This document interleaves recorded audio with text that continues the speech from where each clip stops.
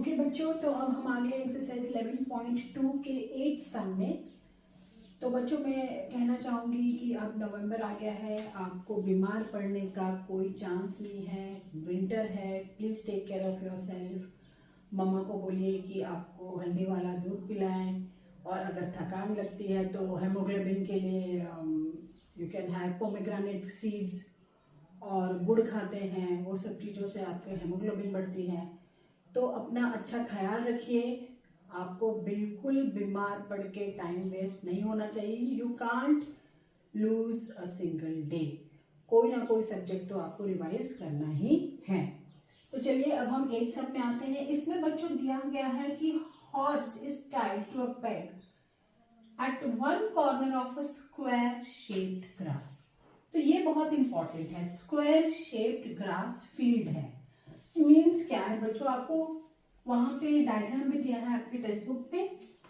तो अगर ये स्क्वायर है और हॉर्स का स्ट्रिंग है ये, और यहाँ पे आपका हॉर्स है, ओके,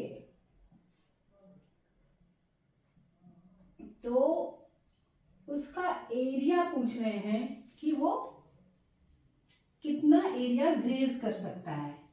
यहाँ पे साइड दिया है स्क्वायर का 15, ओके, आप ABCD ऐसे भी लिख सकते हो। लेकिन ये जो सेक्टर है ये तो 90 रहेगा क्योंकि स्क्वायर आपको दिया हुआ है।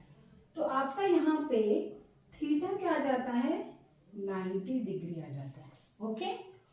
और कितना एरिया वो ग्रेस करेगा, that depends upon this rope. Rope is actually the radius जैसा काम करेगा। तो आपको फर्स्ट में क्या दिया हुआ है, 5 मीटर लॉन्ग। फर्स्ट आपका 5 मीटर लॉन्ग है, R इज 5 मीटर। तो आप लिखेंगे देयरफॉर एरिया फर्स्ट का, आपको फॉर्मूला है पाई R स्क्वायर। इसमें आपको पाई 3.14 दिया हुआ है, वही लेना है। आपका थीटा क्या होगा, 90 अपॉन 360 इंटू 3.14 इंटू 5 इंटू 5। तो ये आपका 9 1 9 9 4 36। और ये कैलकुलेशन तो बहुत सिंपल है बच्चों, आप कर सकते हैं। मैं आपको कैलकुलेशन नहीं करके दिखा रही हूँ because I think this is very simple. इसमें आपका आंसर है 19.625।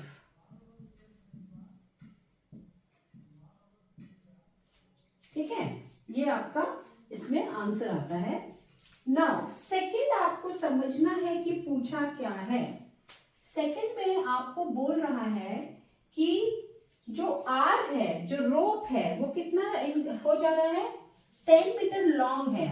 R is what, here R is 10 metre. लेकिन what is the question, please see the question properly, please read the question properly. Circle में हमेशा कैलकुलेशन और ये भी नहीं होगा, आपको हमेशा समझना है। मैथ्स में यही आपका इंपॉर्टेंट होता है, अलजेब्रा के भी सम्स हो, यू हैव टू रीड कि पूछा क्या है। द इंक्रीज मतलब क्या, पहले आप इसका सेक्टर निकालोगे और फिर माइनस करोगे दोनों आंसर को, तो आपको फाइनल आंसर मिलेगा the increase in the grazing area. तो पहले हम इसका एरिया निकाल लें।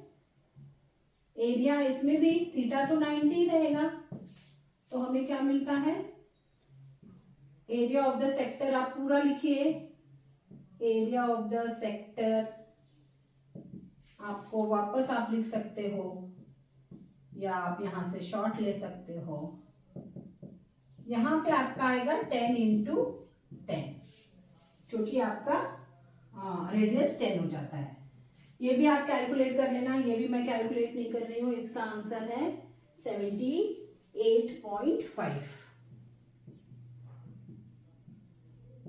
सब मीटर स्क्वायर में आएगा, एरिया है। Now increase, so final answer, therefore increase in the area, increase in the area क्या आ जाएगा, 78.500 माइनस 19.625, तो आपको आंसर है 58.875 मीटर स्क्वायर। सभी यूनिट मीटर में है तो आंसर भी मीटर में ही आएगा। ये आपका आंसर हो जाता है। तो इट इज क्वाइट सिंपल। आप रॉन्ग कहाँ जा सकते हो कि थीटा क्या है। अगर आपने क्वेश्चन ठीक से नहीं पढ़ा, स्क्वायर ये शब्द आपके दिमाग में रजिस्टर नहीं हुआ, तो आप थीटा क्या है आप सोचने लगोगे। और दूसरा आप रॉन्ग कहाँ जा सकते हो, सेकंड वाले में। यहाँ पे इंक्रीज पूछा है, यहाँ पे सिर्फ रेडियस 10 m करके आंसर दे देते हो तो आपका हाफ आंसर हो जाएगा। तो so you be careful in this question.